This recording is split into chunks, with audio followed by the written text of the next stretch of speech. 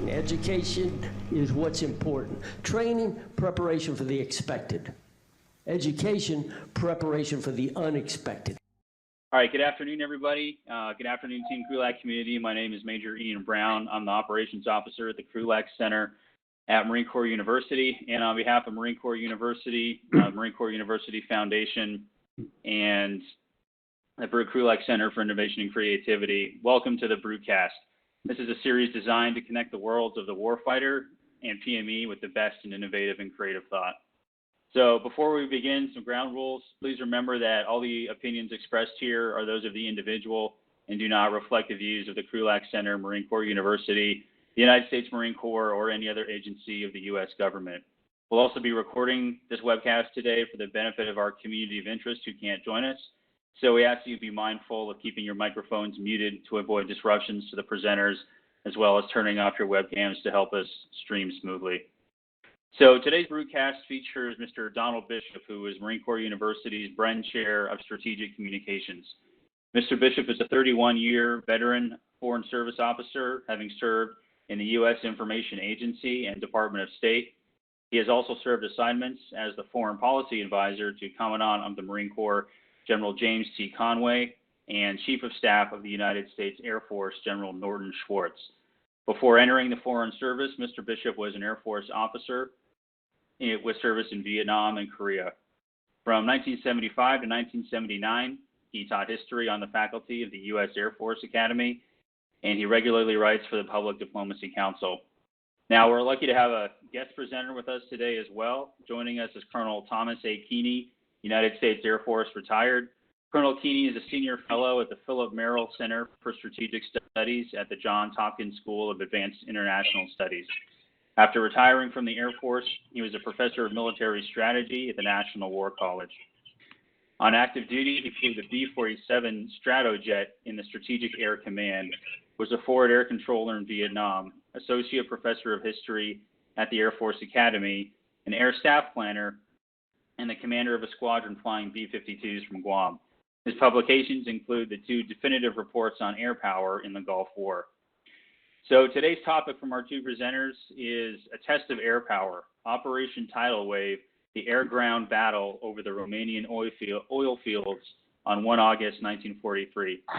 Before we start, I'd like to ask one last time that everyone in the audience turns your microphones off and keeps your cameras off if you have not already done so. We will have a question and answer session at the very end of the presentation. So if you have a question you'd like the presenters to discuss as they're going forward, go ahead and type it into the group chat function, and I'll get to as many as I can after our presenters conclude. All right, so with that, Mr. Bishop, over to you.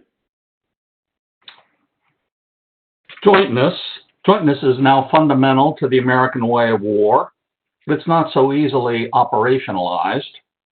The armed services operate in different domains.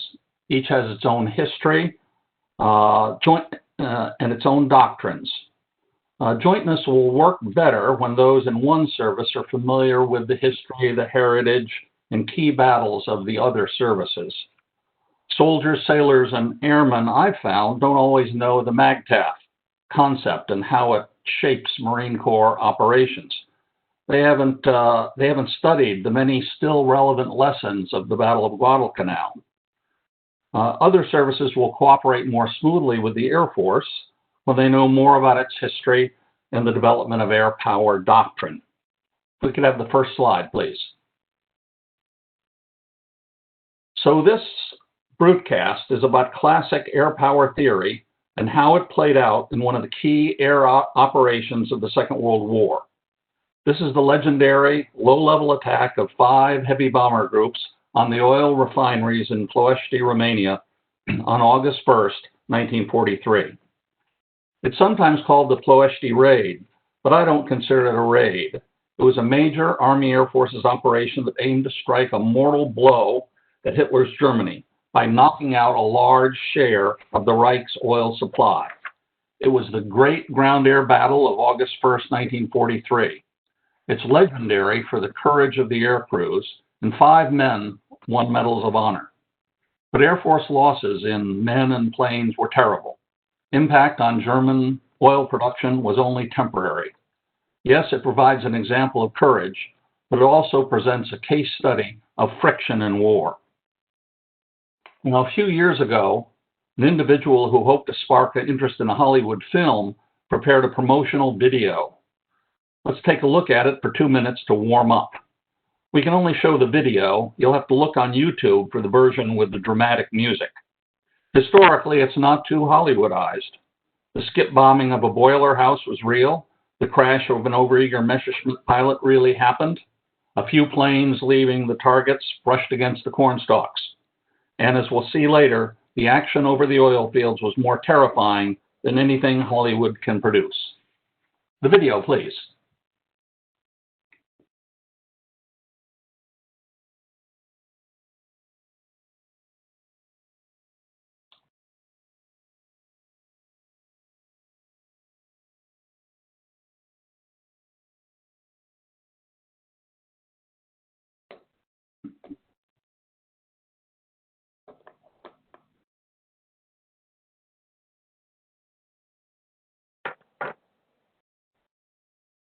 And in a few moments, we'll talk about the reasoning behind the low-level attack.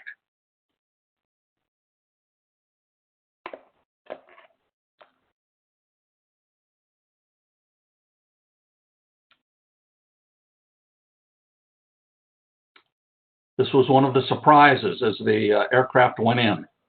And here you can see the flak defenses from a tower.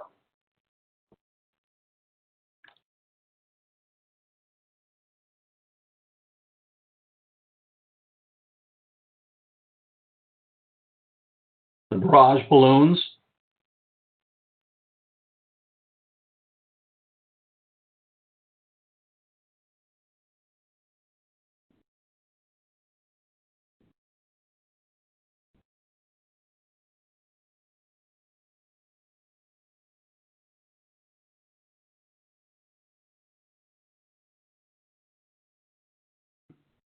And the exit from the targets.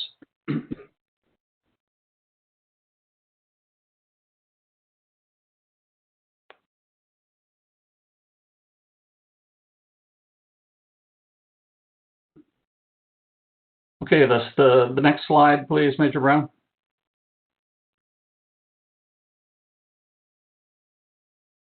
Okay, so here's where we'll go today. First, we'll talk about concepts of air power that help shape that attack. Operation Tidal Wave, as it was planned. We'll look at the same operation as it was executed. Then we'll look at the results and some lessons, and we'll mention the role of innovation and creativity. And now over to Colonel Tom Keaney. Next slide.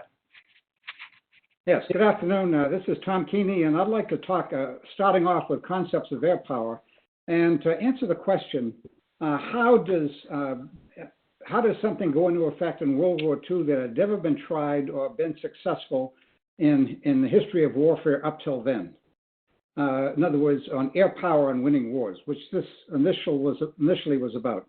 And it comes initially from these people that are shown on the chart, Air Marshal Guido Duhay, an Italian, who had been writing about this even before the First World War.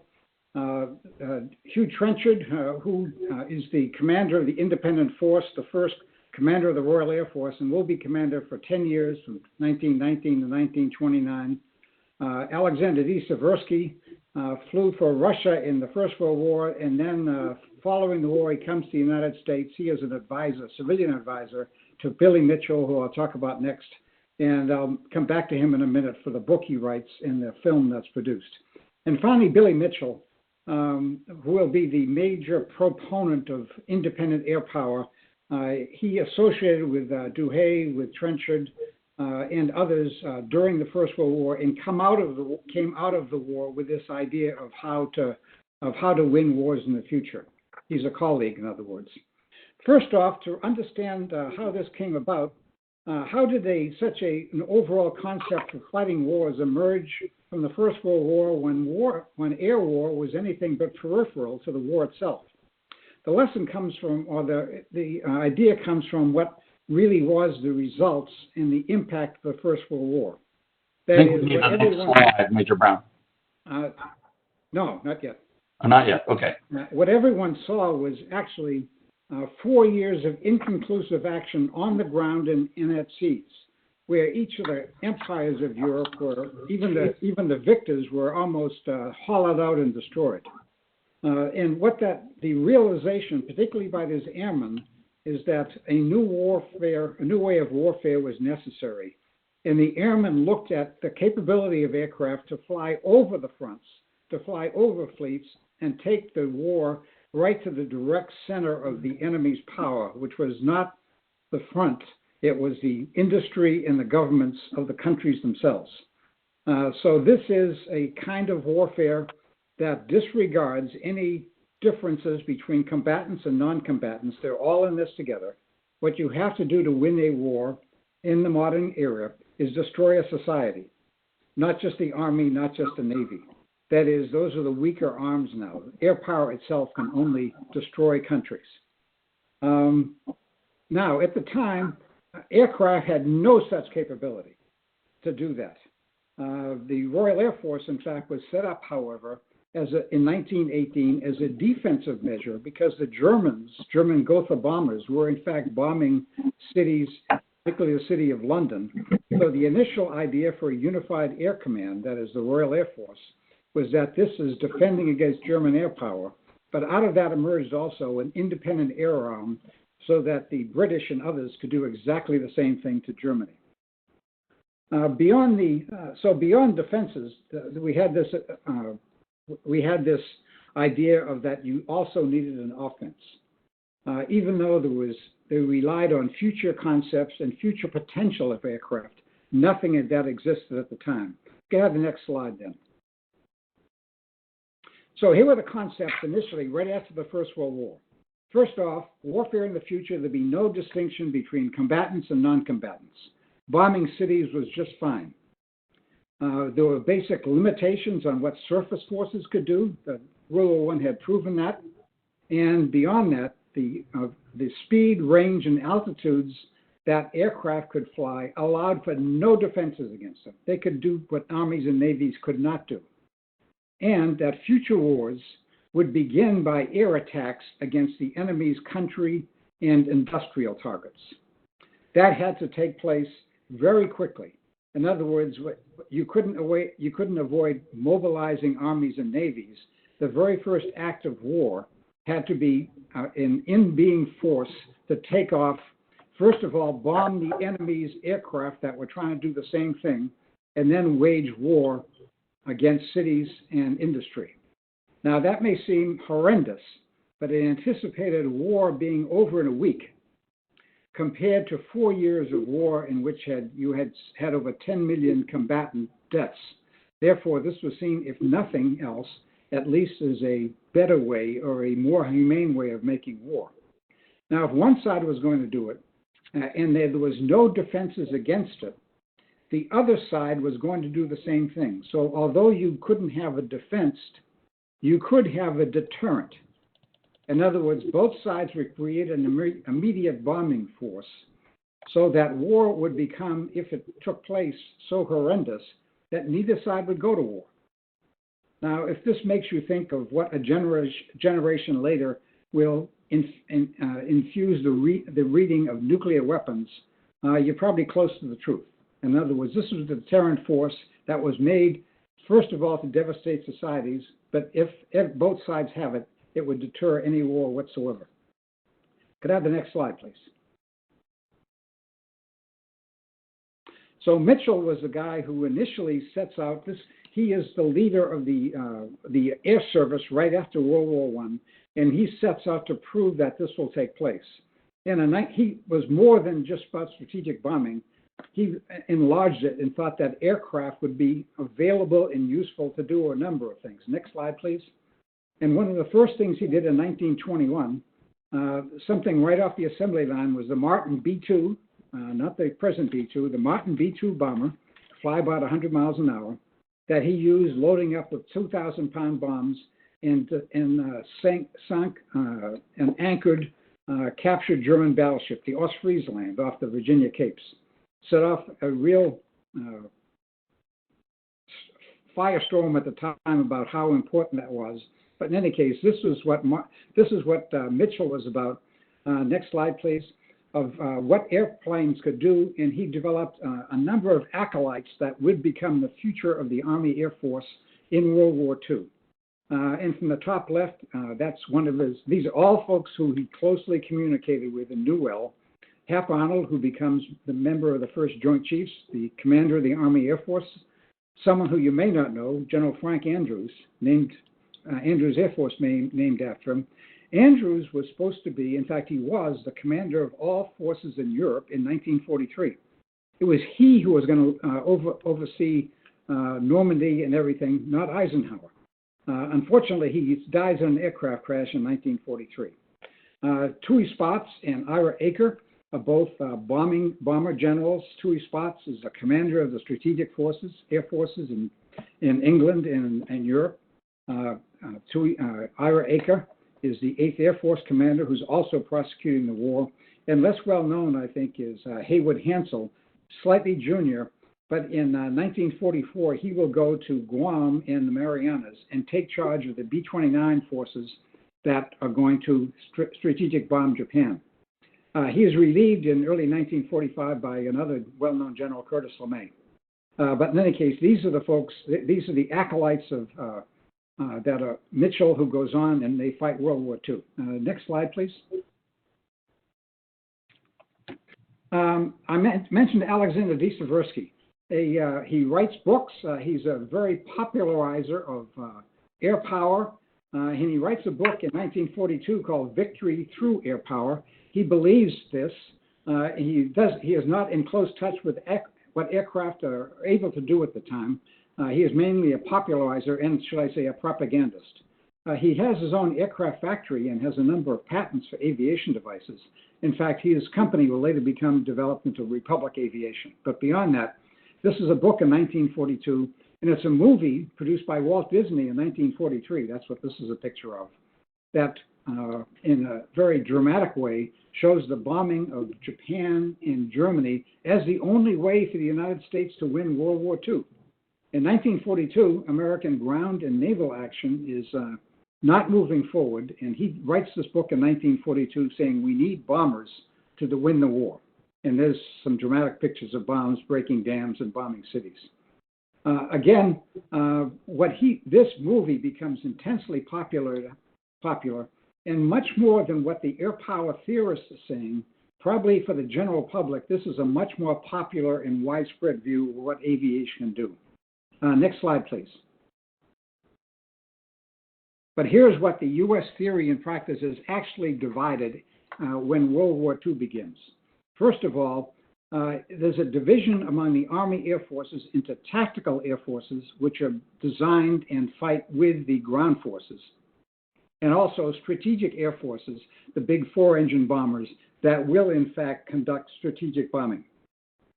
That is, strategic air forces are independent of service forces.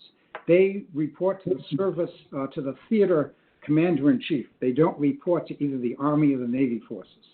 And as throughout air power history, first priority is destroying the enemy air forces. Sort of like Alfred Thayer Mahan, who talks about, first of all, you have to get command of the air. Well, air power theory follows that. First of all, you get command of the air. You defeat the enemy air forces, and then you move on to the strategic targets. And the air power theorists look at U.S. industries in the 1930s.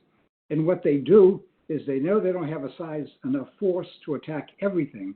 So they study what industry is about, and they look for bottleneck targets. That is a single target that can cascade through whole industries. That is either oil or electric power that will then shut down cities and things such as that. So the idea is we can't bomb everything. Let's look at key targets, bottlenecks that will set off a cascading destruction. And they understand that in order to hit these precise targets, you need precision, not just area bombing. Next slide, please. So by 1939, you do, in fact, have what they think is a suitable weapon, the B-29. And next slide, please. Something that develops right around the same time as the B-24 that we'll talk about for the Ploesti raid. That's what is engaged in the Ploesti raid. The B-29 and the B-17 can more than double the speed of this MB-2 of 1921. They can fly 4 times as high. They can carry larger payloads, and fly for 4 times the range. In other words, this is a strategic distance and strategic bomber that they've seen. Follow that. Next slide, please. And the other thing they have is this is a picture of the Norden bomb site that apparently, it's an analog computer, that apparently can take care of winds, and they can be able to drop precisely on a target. In practice, in the late 1930s, it shows they can drop within a couple of 100 feet, which is pretty good. There's a parallel development of something they call a Sperry bomb site, and from what I understand, the B-24s actually have Sperry bomb sites, but just about the same thing. In other words, now you have a weapon in a way that can fly high altitude, that can fly anywhere. It can't be found and can't be destroyed. This is the weapon system that can conduct strategic air warfare. Next slide, please. Now, they understand that this is going to be very difficult. In other words, they have guns all over the aircraft. They can be defended. They know they're going to have to be defended against fighters.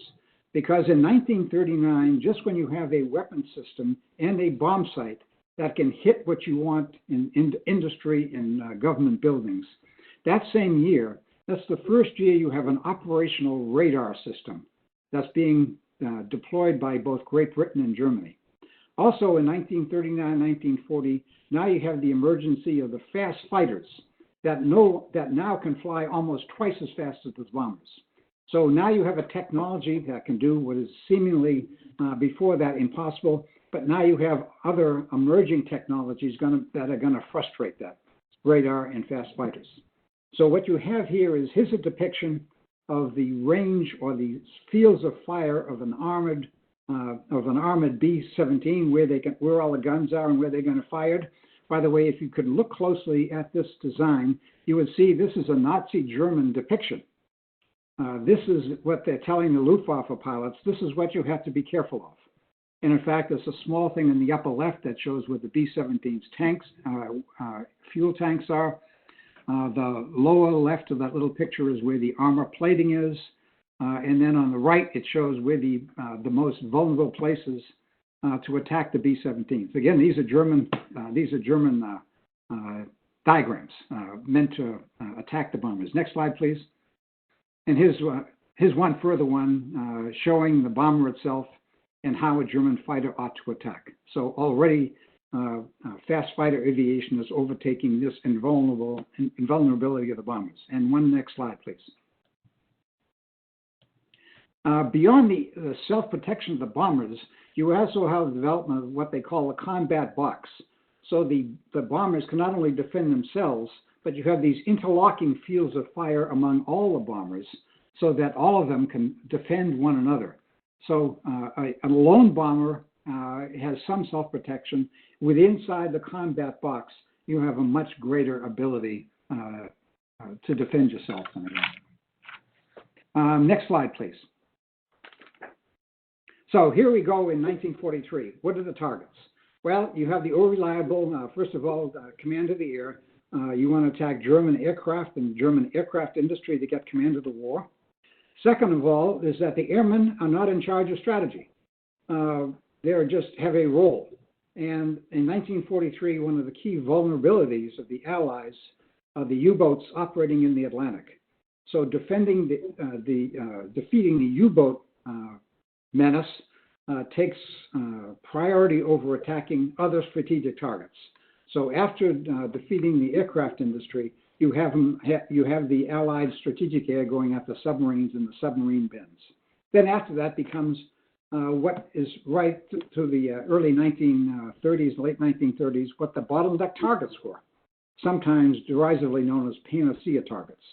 And the two key ones are first ball bearings, at Schweinfurt and Regensburg. Later on in August 1943, bombers out of Great Britain are going to attack those with appalling results and casualties.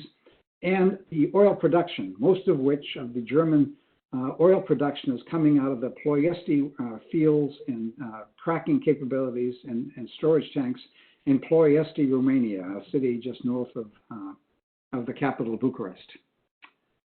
Okay, over to you, Don, on the planning. And the next slide. So, the German war machine's dependence on oil and petroleum products was a vulnerability. And you'll recall that the aim of the southern thrust of Hitler's campaign in Russia was to gain control of the oil fields around Baku in Azerbaijan. So important was oil to the German war machine. Now, Allied analysts noted that 1/3 of the Reich's oil came from Romania, almost all from oil fields, oil refineries around the city of Ploesti. And here you can see their schematic of 5 refineries and cracking plants at the outskirts of this one city. There was one more sizable installation a little to the north and another just to the west. And the German dependence on Romanian oil and the concentration of production around one city put it high on the list of bottleneck targets. And slide, please. Now, of course, Ploesti couldn't be attacked from England. The range was, the distance was too far. Not to mention, an attack would have to pass through the heart of the Reich. And then next slide. But when Rommel and the Afrika Korps were expelled from North Africa, the Romanian oil fields would be within range of Army Air Forces bases in Benghazi, Libya. And next slide. So the aircraft chosen for the mission was the B-24 Liberator, the D model. There were 2 groups in North Africa already, and 3 more groups were deployed to Benghazi from England. So that's 5 bombardment groups, 20 squadrons, 180 aircraft. Next slide. Now, in normal photos, the B-24 seems like a large and formidable machine. But this cutaway shows that it was a cramped cigar holding 10 men. It wasn't pressurized. Only a thin skin of aluminum kept the crew from being blasted by the air and winds.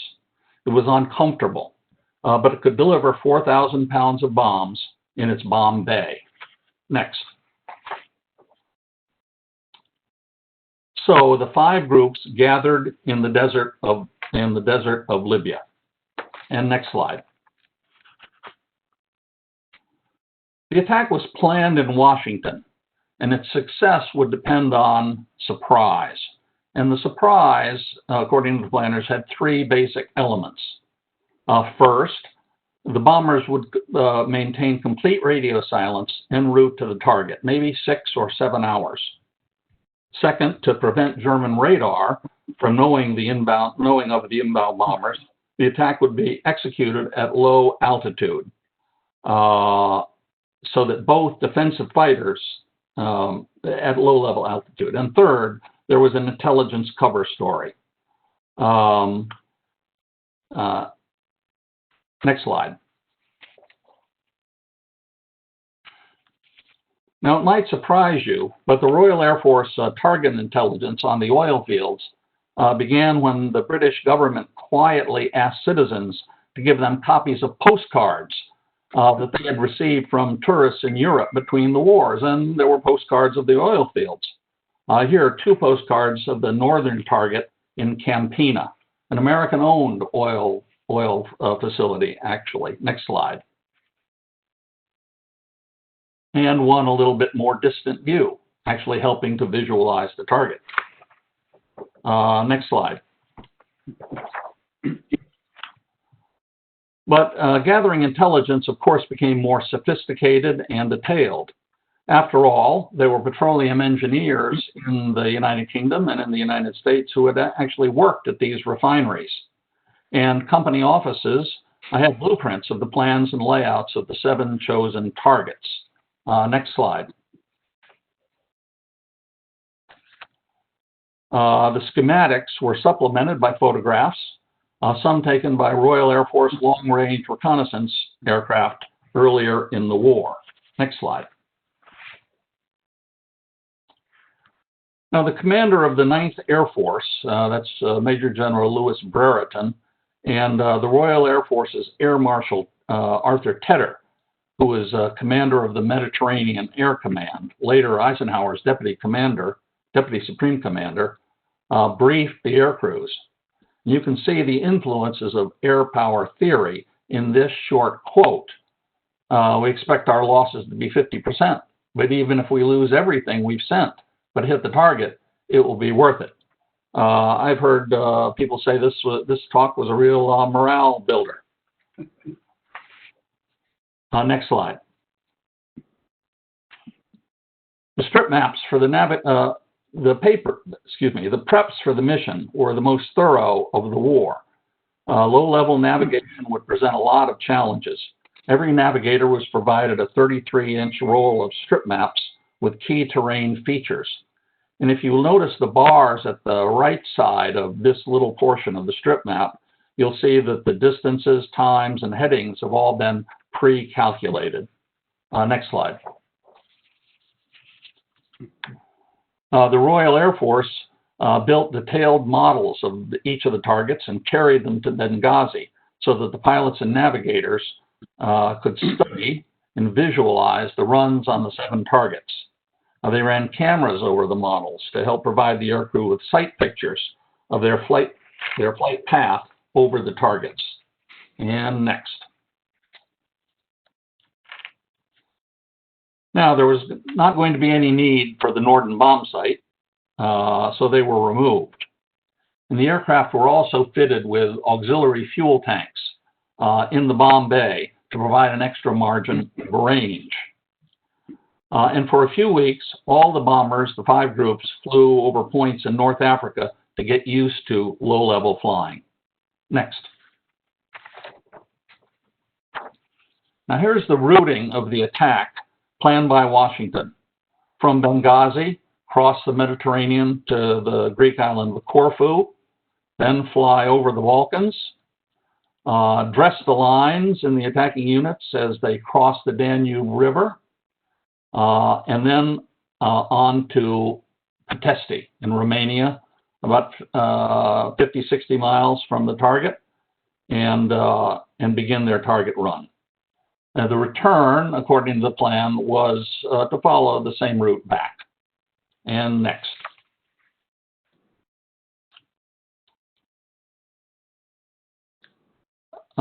Everyone was sure that the German intelligence organization still had sources in North Africa. And they would notice the 5 groups deployed to Benghazi, and they would notice all the flying around at low altitude. So they developed 2 cover plans. First cover story was the target is Rome, and the low-level bombing was required to avoid damage to the Vatican and ancient sites. The other cover story is the target is dams and installations in Empolino and Terni in Italy, aiming to cripple the nearby electronic grid. And the low-level flying was needed because the areas were quite crowded. So even if the Germans learned of the bombers crossing the Mediterranean, they couldn't know where the destination might be. And perhaps they would be preparing to defend these targets in Italy rather than thinking about Romania. Next slide. Okay, and this was the plan for that last final run. This is the plan developed in Washington for the 5 groups. First, up from Corfu, turn at the Romanian town of Ploesti. Now, one group, sort of in purple, would bear a little north to attack this oil field at Campina. The other 4 groups would fly over Targovist to Ploesti. It's a run of about 50 miles, and turn for the targets at Ploesti. On that final run, aircraft of 2 groups would divide so that so that the four groups would lay their bombs on 6 different targets. And then they'd turn again and head back for North Africa. Next. There was plenty of work for the ground crews. All of you who spent any time in Iraq or Afghanistan know how dust and sand can wear out aircraft engines. That was a consistent challenge. Next slide. And it strikes me from these photos, all the maintenance work had to be done in the sun, all the bomb loading, all the fueling. There are no hangars and no shade for the ground crews. Next. Now, the usual bomb load for the attacking B-24s was 4 tons per bomber. 2 tons per bomber. 4 tons. 4 1,000-pound or 6 to 8 500-pound bombs, plus 2 incendiary clusters. And depending on where any one of the aircraft was sequenced over the target, fuses were set for ordnance to detonate perhaps 5 minutes or 1 hour after the bombs were dropped. Next. The 5 groups were led by 5 colonels and 1 lieutenant colonel. It was originally planned that the entire operation would be commanded by the colonel who planned the mission in Washington, Colonel Jacob Smart. But at the last minute, he was forbidden to fly because he knew too many high-level secrets. And so Brigadier General Yuzal Ent joined the mission as a passenger in the jump seat of the lead plane in the lead group, perhaps to show that a general officer would take the same risks as his men. Next. Okay, we should say a word about defenses. There were about 164 of the famous 88s around Ploesti. Next slide. And there were 58 light and medium flak batteries. And these 20-millimeter guns actually would be the ones that scored most of the kills during the battle. Next. Not all of the flak was on the ground. Some were on flak towers.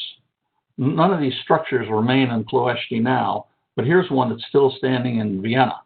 And I'd say it was quite formidable. Next.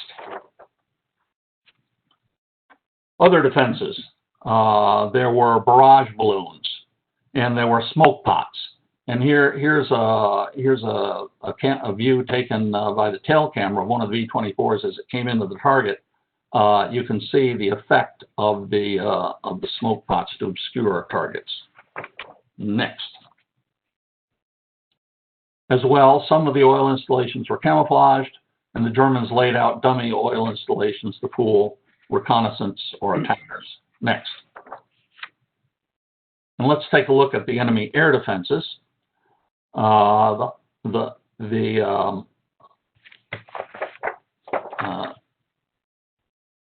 their way to Ploesti, the bombers would cross the northeast corner of Bulgaria, and the Bulgarian Air Force did, as the bombers crossed Bulgaria on their return, score some kills. In the Avia B-534, a Czech fighter, a biplane, and in the Messerschmitt 109s provided by Germany. Next. The heart of the fighter defense, however, was the Messerschmitt 109, flown by both Luftwaffe squadrons and the Romanian Air Force. Next. And the Romanians also flew an indigenous fighter, the IAR-80, which was considered one of Europe's finest in 1939. Okay, so much for planning. Over to you, Colonel Keaney, for the execution of the mission. Okay, thank you, Don. By the way, I know I don't have to tell you that the difference between the plan and the execution sometimes can vary quite a bit. So what I'm going to talk about is that, okay, this is what really happened. On the one hand, you know there's going to be changes. You know things are going to come up where you have to wing it, when you have to deal with what is happening in very short time. And also, in other words, now we're talking about friction and all the other things that are happening in this very large and important mission. I should also point out that in what's going on in August of 1943, That is, this is not the only game in town. The invasion of Sicily began 10 days ago.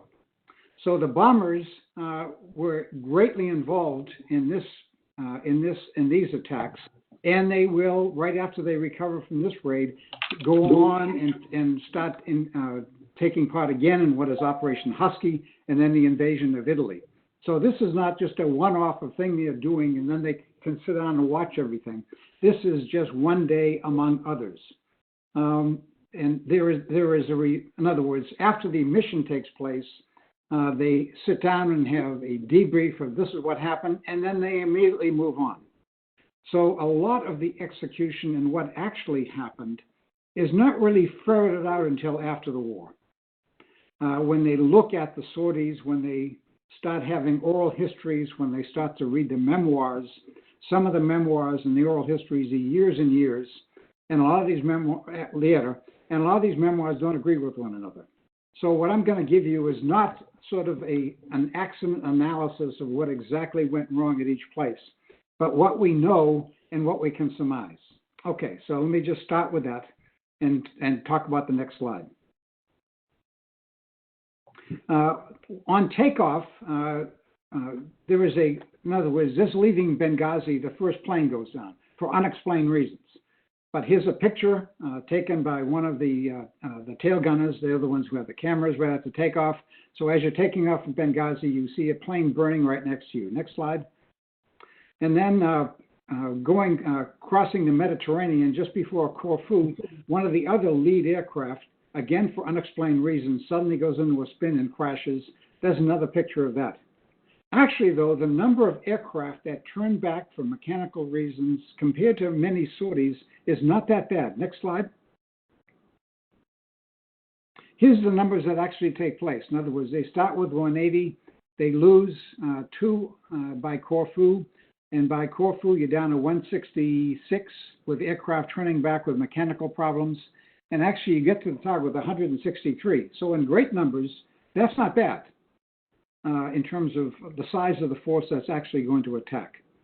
Next slide. Let me take a minute now and tell you about this mission that's planned in Washington. The folks in the field, the folks at Benghazi, are not that excited about a plan coming from Washington.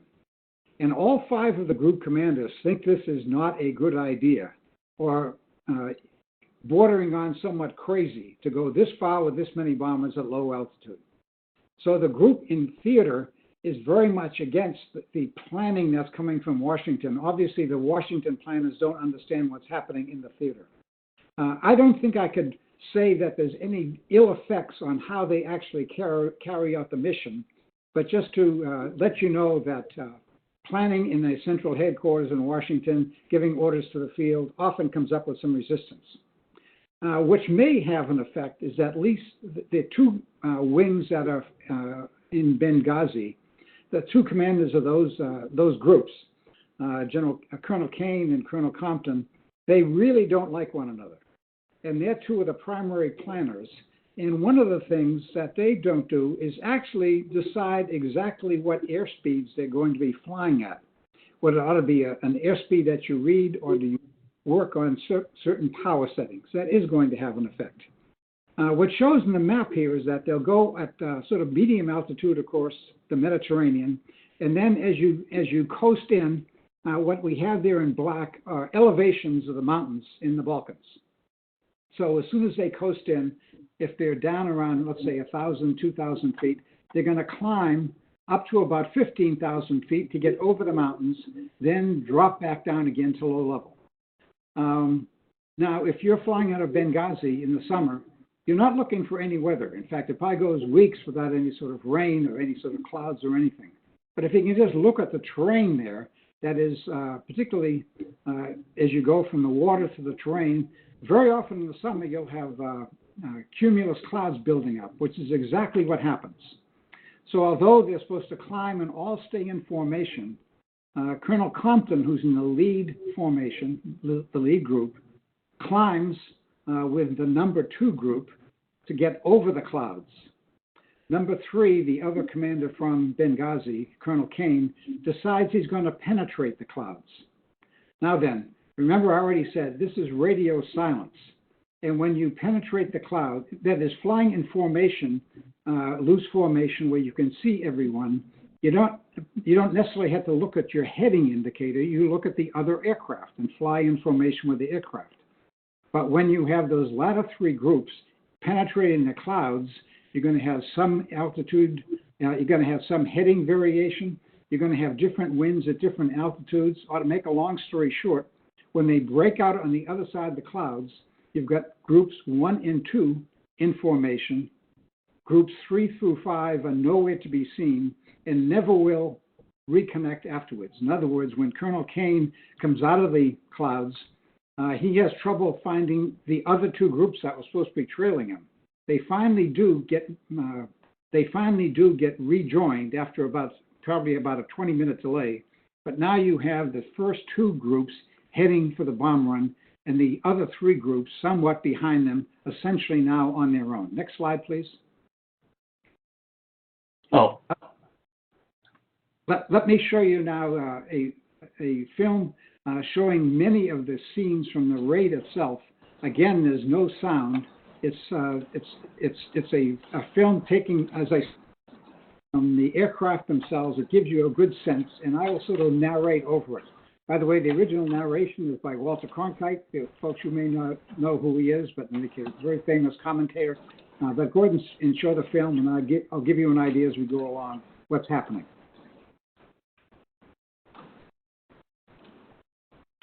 There they are flying low level, and I've got to believe these are taken over North Africa during their training runs. But in any case, you see they're quite low to the ground. Look at the shadows compared to where the aircraft are. And that's the kind of formation they'll be flying in. Those elements, larger squadrons, whole groups, and then one group following another. But this is obviously, to me anyway, some of the actual taken over North Africa, not on the bomb runs itself. But here we made that. Now there's some pictures of Ploesti itself, not on the bomb run, obviously, but somehow they get these pictures of what the Ploesti target area looks like. And the narration of the film talks about the importance of oil. That is, a good part of the German oil for their military machine comes out of these fields in Ploesti, Romania. So this is a key bottleneck target. In other words, this oil is in terms of joint warfare, is powering the Air Force, it's powering the German ground forces. So this will just not help the air battle. This is going to slow down and hopefully stop the whole German military machine. And then again, here they are flying low level in formation.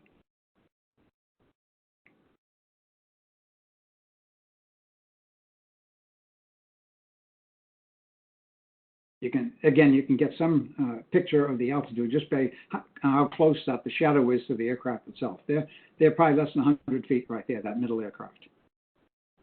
And if you look in the background, but I'll explain it later on, you see the picture on white of the aircraft turning short of Ploesti and going down to Bucharest. I'll explain that in a minute, but this is a major problem.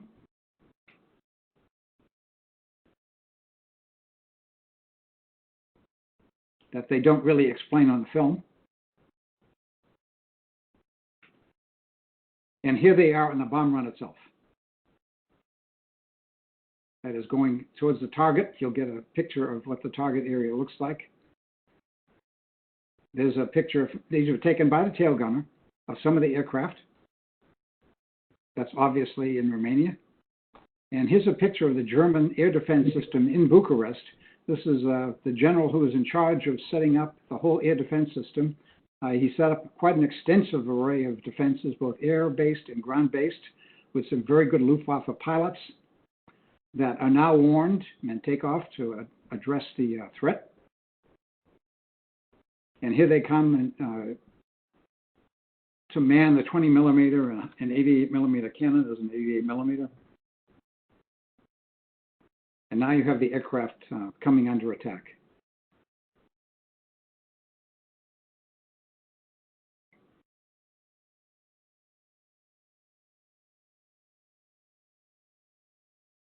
By the way, they have got what they are facing is both German fighters, barrage balloons that have cable trailing from them, so you have some losses just flying into the cables and crashing.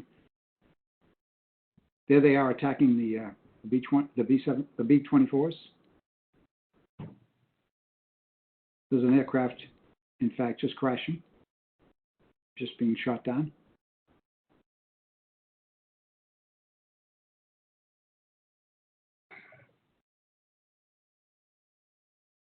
And pictures on their way out of the Romanian oil fields. And this is, again, the Germans' counter attacks.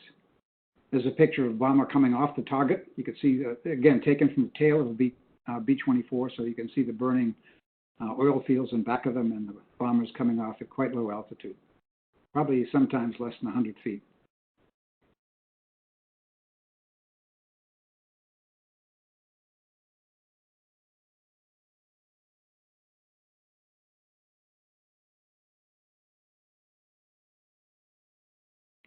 Imagine being in the aircraft and actually going through these clouds, going through exploding weapons, going through a number of different things. So much for the film itself, which portrays the actual attack that took place. Can I have the next slide?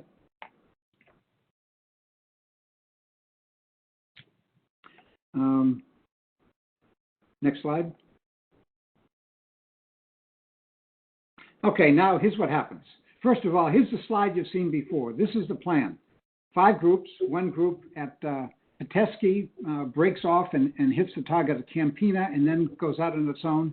4 groups that go from Ploesti down to the initial point of Ploesti, at which time they all do a right turn and follow that railroad, right spread out as Don talked about, hitting those 6 targets and then coming off the bomb run and going back home, all staying away from Bucharest. Okay, next slide, please. That's what the plan was. Here's what happens. First off, here's some of the things we don't know. What we do know is that these are the first 2 groups here that are now on their own. The other 3 groups are somehow 20 minutes or so behind them. But again, now these 2 groups are on their own. There's radio silence, so no one has any idea of what anyone else is doing. They maintain radio silence. Now, what they should have done is, of course, go directly to Ploesti. However, what they do when they get to the town of Targovisti, they mistake that for Ploesti and turn right. So now they're not flying towards the oil fields. In fact, they're flying towards Bucharest. How does this happen? Flying at the airspeed they're going, Targovisti to Ploesti is about 6 minutes. In terms of basic navigation, whether you're at low altitude or high altitude, what you want to do, basic navigation goes fly time and heading. In other words, if they really hit Ploesti, the navigators should have known that at Targovisti, they still had another 6 minutes to fly. Instead, Colonel Compton, the lead pilot, the commander of the first group, sees the town of Targovisti and decides, let's Ploesti. That's a pretty major error. What happens then is they go south, they get almost to Bucharest, and they see they've made a big mistake. So they turn north, and essentially they become individual groups. Compton's group flies around Ploesti, is not very effective, salvos their bombs on different targets, while the second group, the 93rd, goes in and bombs the targets that they see. By the way, these targets are the ones that are supposed to be hit by the following 3 groups that are coming in. So you see what's happening in terms of the thing coming apart at the seams. First of all, 2 groups that are basically, they've alerted the Bucharest air defense system. They're coming in from different positions and being much less effective in the bombs they drop. And next slide, please. And we're going to see what happens next. By the way, Colonel Compton on his sortie report right afterwards, he reports, after the initial point, turned south towards Ploesti, but turned too sharp. Went to the west side of the target instead of hitting the target. There is putting it mildly, a gross understatement of what he actually did. At the initial, in other words, what he really did is 6 minutes before the initial point, he didn't turn too sharp. He turned 6 minutes too early and instead flew to Bucharest and then had to go up west of the target. In any case, that's a little bit of that is true, but not much. Next slide, please. So here come the other aircraft. First of all, you have the one group going up to hit Campina. That's correct. And the other two groups, the 98th and the 44th, coming up, correctly turning at Ploesti and turning down, following the railroad. And now they enter on the bomb run. What they find out is the 93rd Bomb Wing has actually attacked their targets. So you have the 93rd and the 376. In other words, those first two groups are still flying through the target area when these other two groups emerge. Next slide. So you have the guns firing at them. You have them going through the target area with bombs exploding. In other words, there was a delay on the bombs that were being dropped, so that when the latter two groups go through, there's bombs going off underneath them. The targets that they were supposed to hit have already been hit, but they're going through and they're going through with their planned mission. Next slide, please. Those are 20 millimeter guns. There's a picture, by the way, in the background of a B-24 that has exploded. Obviously, a lot of fuel on board. Next slide. There's some just depictions on what happens to these aircraft going through the target area. In other words, they're going through smoke, they're going through barrage balloons. They're dodging the first two groups that are still going through the target area at about 90 degrees off. There are some mid-air collisions. Next slide. There's a depiction of the taken by a tail gunner of a trailing bomber coming out of the Ploesti raid. Next slide. There's one more. You can see a bomber that is exploded off to the right side of the camera, actually coming out of the target area. Next slide. There's the target area itself. You can see there's a great deal of destruction on the Ploesti area. Next slide. Here they are. Here's a successful landing back at Benghazi. Here's a crew coming out. The aircraft, you can see it damage to the vertical stabilizer, but they're out talking about things. You can see them having initial debriefing, having a couple of cups of coffee. Next slide. Some of them made it back, and some of them did not. There's some aircraft ran out of fuel or crashed because of target damage. There's one picture. Another one. Next slide, please. So that is quite common. In other words, the aircraft may get back, but the aircraft may never fly again. Next slide, please. And here in summary, I'll let Don talk about that, about whether the aircraft got back and how many get back. But you see 88 actually get back to Benghazi, many others, Cyprus, Malta, Sicily, etc. Don, you want to talk about the results itself? Yes, sure. Okay, again, just to recap, 1,751 aircrew flew the mission. 310 of them were killed in the attack. 108 became prisoners of war. 78 were interned in Turkey as they're on the return as they flew into that neutral territory. 4 were captured by Tito's partisans. So the direct 18% deaths among the aircrew, and if you count all those who were lost to the war effort, 28% did not of the 1751 were out of the war. 178 aircraft had been launched, 44 were lost to air defenses, 6 interned in Turkey, 2 ditched.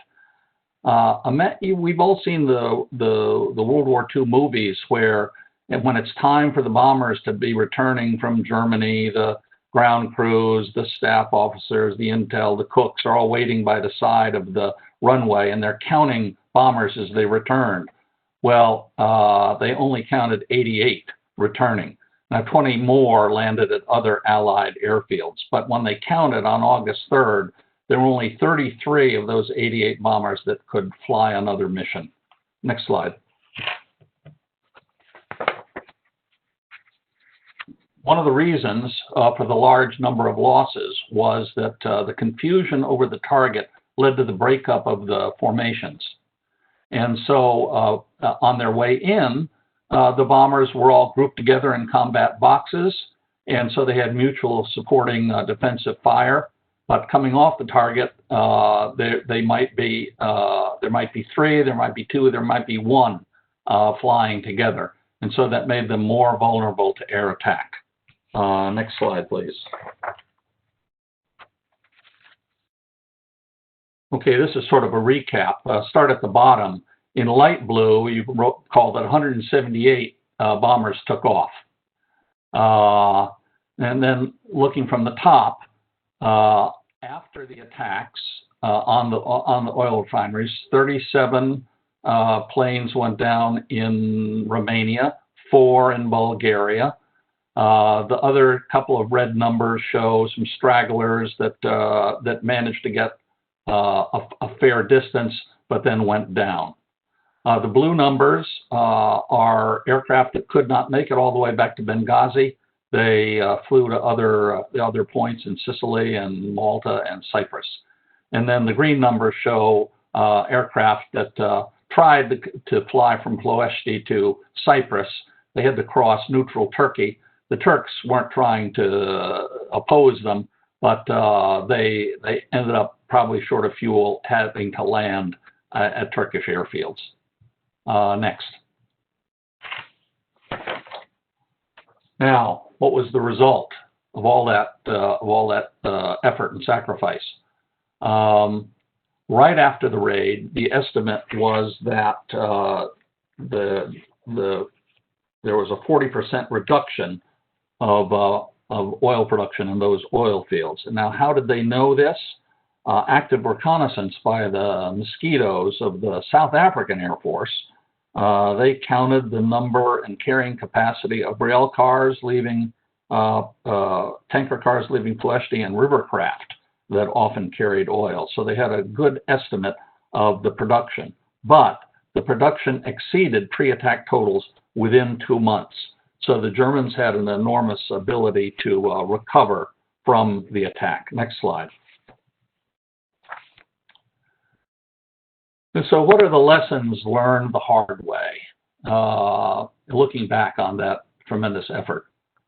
First, there had been no pre-mission recon, especially of the anti-aircraft defenses. So the crews went in to the target without knowing how fierce the anti-aircraft resistance would be. The practice missions at low altitude were in flat, sparsely populated North Africa, and so they didn't encounter some of the navigation problems that actually occurred during the mission. Colonel Keaney's already mentioned that there weren't any mandated airspeed and engine settings, and that helped the groups lose one another over the Balkans. The crews were not instructed to use fuel from the belly tanks first. Some did, some didn't. These were not self-sealing tanks. If they were keeping the fuel in the belly tanks all the way to the target and off, then they were highly vulnerable that any rounds that hit the bomber might set off the fuel with a terrible result. There wasn't any contingency for if the bomb groups had separated. People were so focused on getting this executed that they didn't think about what if. General Ent, flying in the passenger seat, was in one of the bombers that went down to Benghazi first and then turned back, to Bucharest first, and then turned back toward Ploesti. When he saw the disorganization of those two groups, he just called out on the radio, "Strike targets of opportunity."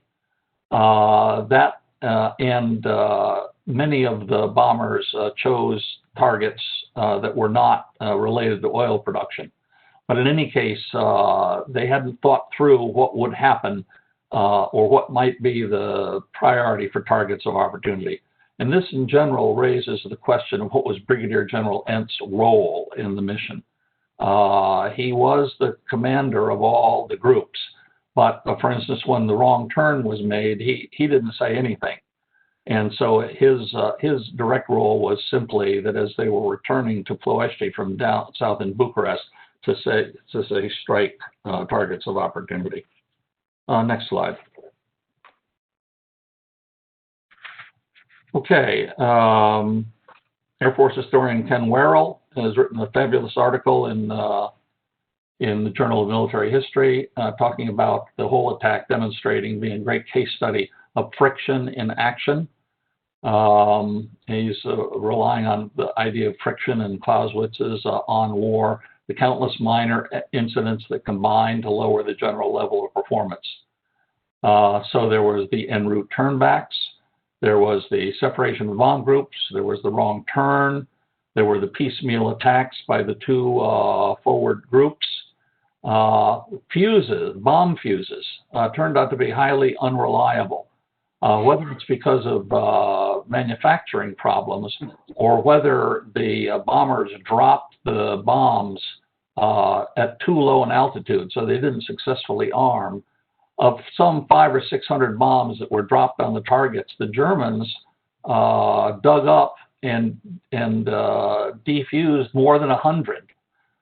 So there was just like the torpedoes in the Pacific at the beginning of the war, a lot of effort was vexed by unreliable torpedoes in the Pacific, unreliable fuses in over Ploesti. The breakup of the formations, which didn't allow for interlocking defensive fire, and then of course battle damage was heavy, so that individual returning bombers often had to they crashed or they set down in unexpected places. Next slide. Innovation and creativity. In a way, you can say that the whole attack plan was very innovative and very creative, the low-level attack. But as we see, radical tactics require changes of thinking. But perhaps the five groups were so focused on the planning and the practice and, we will go through and we will memorize the targets, that this crowded out considering contingencies. And so when things began to go wrong, the tragedies multiplied. On the German side, the innovation was the flak train. 10 railroad cars, a locomotive, 10 railroad cars. 4 of the cars were a car for barracks and a car for the cook. But six cars had quad 20 millimeter guns, and they did a lot of damage on the final run to the target. And so it's a surprise that this flak train concept wasn't adapted more widely. On the other hand, it only would work against low-flying attacks, and the Air Force was not eager to repeat low-flying attacks after that. And final slide.